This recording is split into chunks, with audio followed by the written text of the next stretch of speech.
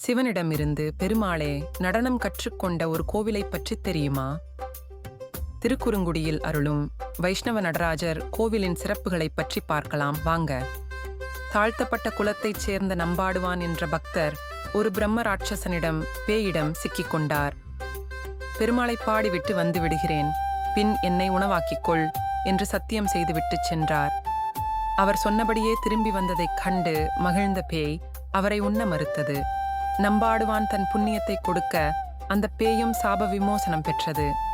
பக்தனின் சத்தியத்திற்காக பெருமாளே சாட்சி சொன்ன இந்த தலத்தில் நின்ற நம்பி, இருந்த நம்பி, கிடந்த நம்பி, மலைமேல் நம்பி மற்றும் திருப்பார் கடல் நம்பி என 5 விதமான திருக்கோலங்களில் பெருமாள் அருள் பாலிக்கிறார். நம்பாடுவான் கதை நிகழ்ந்த தலம் என்பதால் இங்கு வந்து வேண்டிக் கொண்டால் கொடுத்த வாக்கை காப்பாற்றும் சக்தி கிடைக்கும். கடுமையான சாபங்கள் மற்றும் பாவங்கள் நீங்கும்.